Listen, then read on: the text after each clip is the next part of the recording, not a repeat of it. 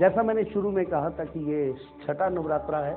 माँ स्कंद माता की पूजा के पश्चात जब आप कात्यायनी माता की पूजा करते हैं तो आपके अनहद को चीर करके ये आपके आज्ञा चक्र की ओर बढ़ता है। आज्ञा चक्र आपकी भुक्ति, जिसको थर्ड आई बोलते हैं, जैसे शिव की थर्ड आई होता है, उसी प्रकार जिस समय आपका अनहद नाद जग गया और आप कहीं सिंपैथेटिक और पैरासिम्पैथेटिक सिस्टम की को शुद्धिकरण करके शोध करके अपने आज्ञा चक्र के ऊपर जहाँ बिंदी लगाते हैं वहाँ दोनों चीज़ें क्रॉस होकर के आपके ब्रह्मरंध्र की ओर जाती हैं, तो आप किसी भी बड़े से बड़े राक्षस का वध कर सकते हैं। जैसे महिषासुर बोला तो महिष नामक का जो राक्षस है उसका वध करने के लिए ऐसा पौराणिक कथा है कि सत्य नाम के ऋषि के यहाँ कात्यायनी देवी का आगमन हुआ या उनके यहाँ जन्म हुआ, तो उसके बाद महिषासुर का वध हुआ।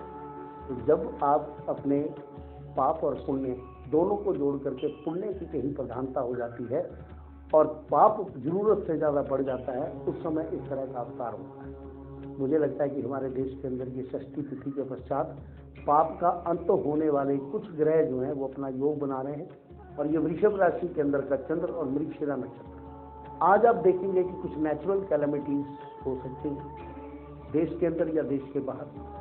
कुदरत अपना रंग दिखाएगी, ईश्वर अपना रंग दिखाएगा, क्योंकि जहाँ जहाँ पाप का खड़ा बढ़ गया वहाँ पर उसको फूटने के लिए माँ कात्यायनी कहीं ना कहीं अवतार लेकर के उनके पुण्य का नाश करेगी। और आपको हमको क्या करना है?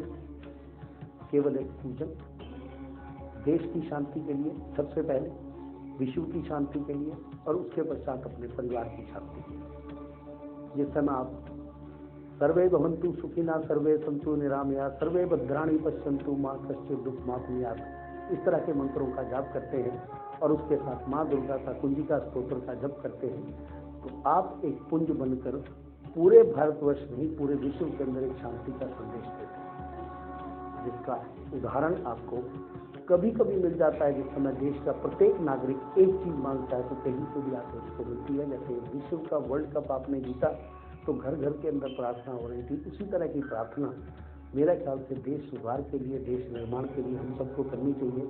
आज एक बहुत महत्वपूर्ण षष्ठी माता का पूजन है, कात्यायनी माता का पूजन है। यदि आप देश के लिए कुछ एक पल निकाल कर प्रार्थना करेंगे तो मुझे लगता है कि देश के अंदर शांति दोबारा से बहाल होगी। आज के लिए इतना ही, कल आपसे फिर मुलाकात होगी भाग्य उदय में, तब तक के लिए नमस्कार।